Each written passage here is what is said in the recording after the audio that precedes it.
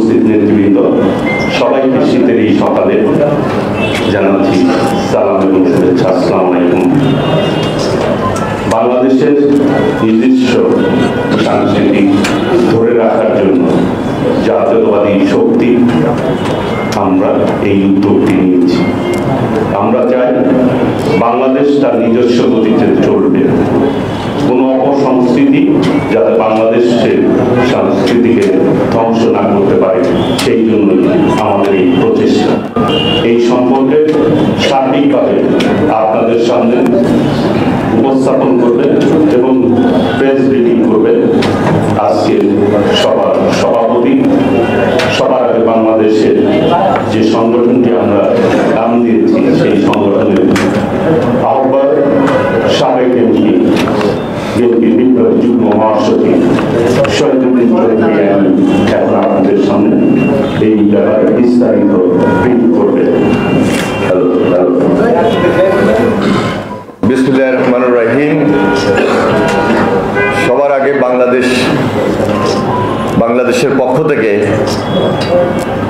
আমি উপস্থিত সকল সাংবাদিক ভাই এবং সুধীমণ্ডলী যারা উপস্থিত রয়েছেন সবাইকে আমাদের সবার আগে বাংলাদেশ তার পক্ষ থেকে আন্তরিকভাবে মোবারকবাদ জানাই, ধন্যবাদ জানাই এবং অভিনন্দন জানাই। আমাদের প্রায় সকল সদস্যবৃন্দই এখানে উপস্থিত রয়েছেন। বিজয়ের মাস এই ডিসেম্বর মাস।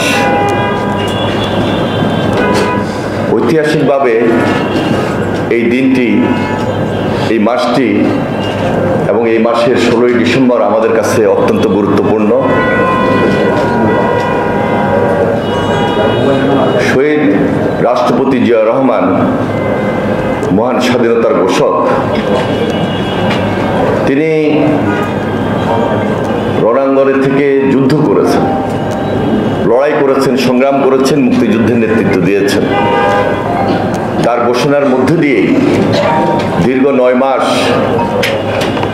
পাক হানাদার বাহিনীর বিরুদ্ধে লড়াই সংগ্রাম করে জাতি বিজয় অর্জন করে।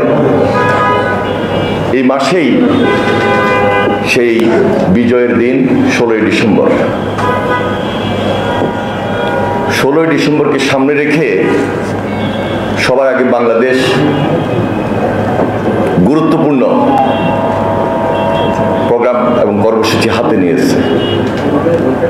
সে আলোকে বিস্তারিত তথ্য, কথা এবং আমাদের প্রোগ্রাম তুলে ধরার জন্য আমরা আপনাদেরকে আমন্ত্রণ জানিয়েছি। খুব অল্প সময়ের মধ্যে আপনারা অবহিত হয়েছেন এবং আজকে আমাদের মাঝে উপস্থিত হয়েছেন, সেজন্য আমরা আপনাদেরকে আবারও ধন্যবাদ জানাই। মহান স্বাধীনতার ঘোষক শহীদ রাষ্ট্রপতি জিয়াউর রহমানের প্রতি আমি গভীর শ্রদ্ধা নিবেদন করছি এবং স্বাধীনতার সংগ্রাম, লড়াই, যুদ্ধে 30 লক্ষ শহীদদের প্রতিও আমি গভীর শ্রদ্ধা নিবেদন করছি এবং বিগত আন্দোলন সংগ্রামে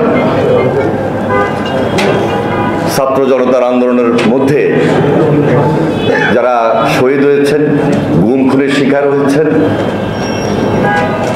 তাদের প্রতি আমি গভীর শ্রদ্ধা নিবেদন করছি এবং তাদের পরিবারের প্রতিও সমবেদনা জ্ঞাপন করছি। আপনারা জানেন যে বিগত এই 16-17 বছর আসলে আমরা আমাদের মনের মতো করে এই দেশবাসী বিজয়ের দিন 16ই ডিসেম্বর উদযাপন করতে পারি নাই। বাধা ছিল, বিপত্তি ছিল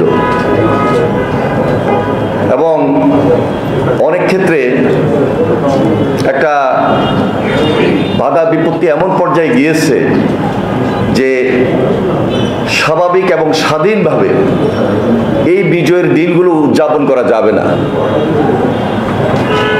শুধু 16ই ডিসেম্বরে নয়, এদেশের মানুষ যেখানে যখন উৎসাহ, আনন্দ, এই বিজয়ের দিনগুলোকে সামনে রেখে কথা বলার চেষ্টা করেছে, সেখানেই সেই ফ্যাসিবাদী শাসক যারা এই দেশে কর্তৃত্ববাদী শাসনের মধ্য দিয়ে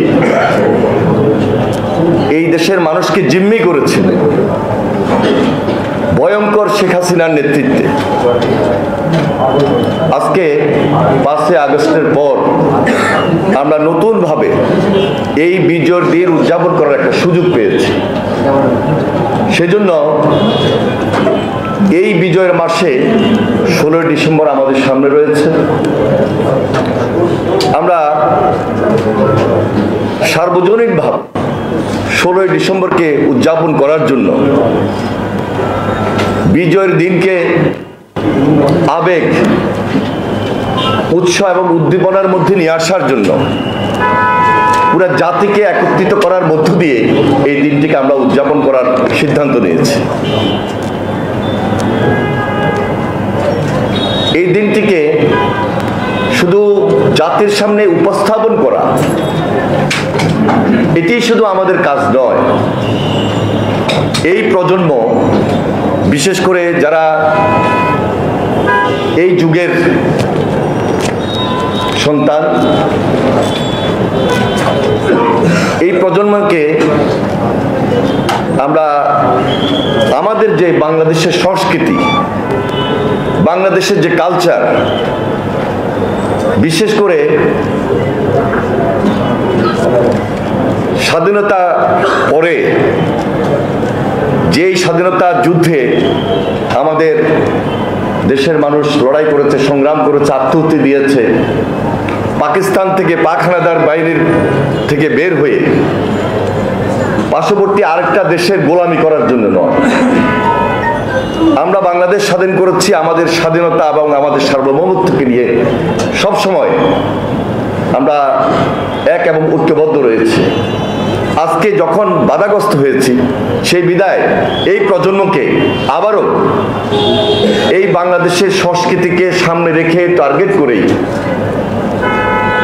হিন্দি গান বা হিন্দি সংস্কৃতি বা উর্দু গান, উর্দু সংস্কৃতি বা বিনদেশি যেই কোনো সাংস্কৃতিক অবস্থান থেকে বের হয়ে আমরা একটা দেশপ্রেমিক বাংলাদেশের সংস্কৃতি তুলে ধরার জন্য এই প্রজন্মকে উদ্বুদ্ধ করার লড়াইয়ে আজকে আমরা ঐক্যবদ্ধ রয়েছি এবং সেটি সবার আগে বাংলাদেশ নামে। সেজন্য এই সবার আগে বাংলাদেশ আগামী 16 ডিসেম্বর মানিক মিয়া অ্যাভিনিউতে একটি কনসার্ট প্রোগ্রাম করার সিদ্ধান্ত নিয়েছে।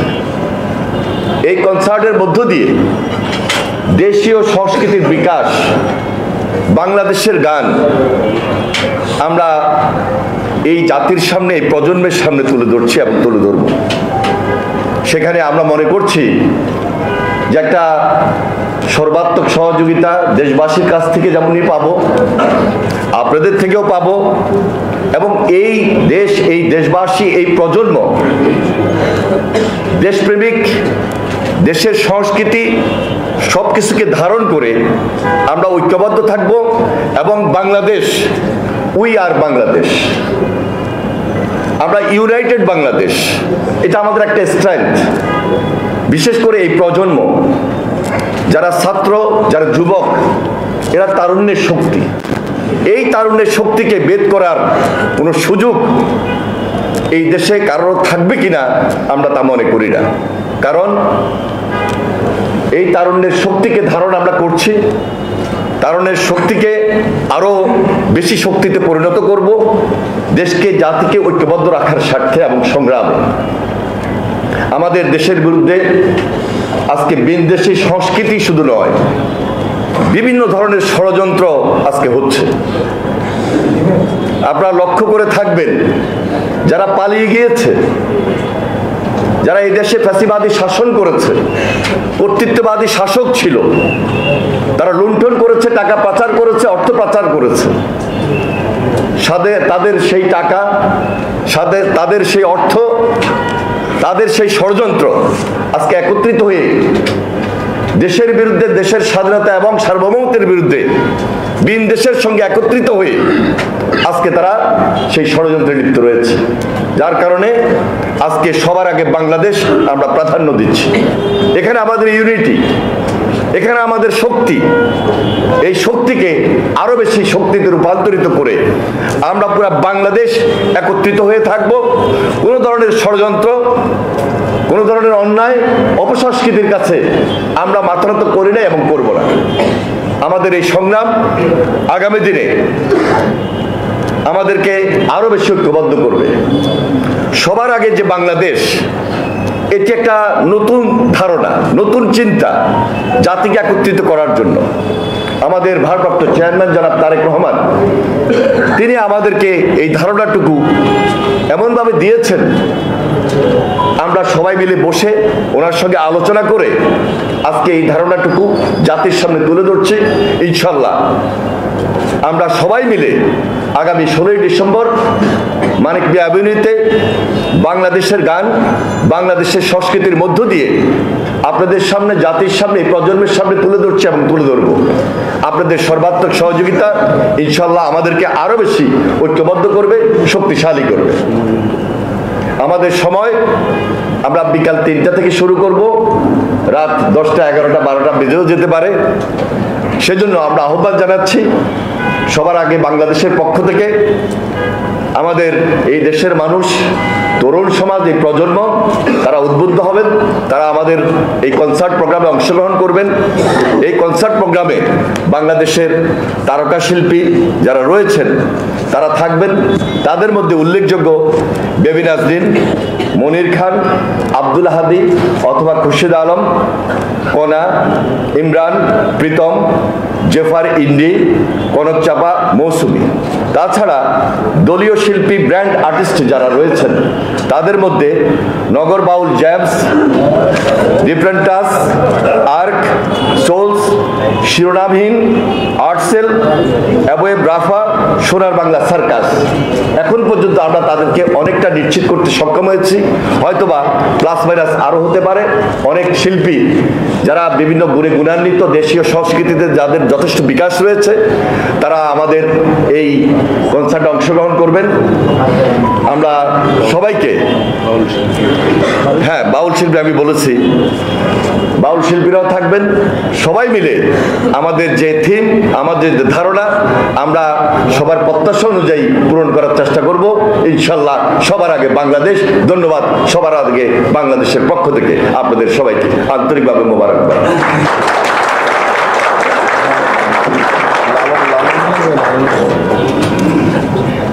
বাউল থাকবে, লালন থাকবে। এখন পর্যন্ত আমরা আপনাদের কনসার্ট কি উন্মুক্ত থাকবে না টিকিট সম্পূর্ণ উন্মুক্ত থাকবে, সবার জন্য উন্মুক্ত। আচ্ছা, আমরা এর আগে জয় বাংলা কনসার্ট দেখেছি যে রাজনীতির সাথে একটা সাংস্কৃতিক ওটার চাইতে কপি হতে যাচ্ছে না, এটার চাইতে কিভাবে এটা আলাদা হতে যাচ্ছে? আমি একটু আগে বলেছিলাম, দেখুন বিনদেশী সংস্কৃতিকে পরিহার করার জন্য, পরিত্যাগ করার জন্য আমরা সবার আগে বাংলাদেশ যার আত্মপ্রকাশের মধ্য দিয়ে এই 16 ডিসেম্বর একটা নতুন ধারণা, নতুন প্রত্যাশা নিয়ে এই যুগের সামনে, এই দেশের মানুষের সামনে, এই প্রজন্মের সামনে আমরা উপস্থিত হচ্ছি। কোনোভাবেই সেই সংস্কৃতি, ভারতের সংস্কৃতি, কোনোভাবেই হিন্দি সংস্কৃতি, উর্দু সংস্কৃতি, যারা পাক হানাদার বাহিনীর বিরুদ্ধে আমরা লড়াই করেছি, সংগ্রাম করেছি, যুদ্ধ করে দেশ স্বাধীন করেছি, আমরা সেই ধরনের উর্দু, হিন্দি বা বিনদেশী সংস্কৃতি আমরা একত্রিত হব না। সুতরাং জয় বাংলার সঙ্গে বাংলাদেশের সম্পর্কের অনেক তফাৎ রয়েছে, যা অতীতে ছিল বর্তমানেও রয়েছে। ধন্যবাদ। ধন্যবাদ।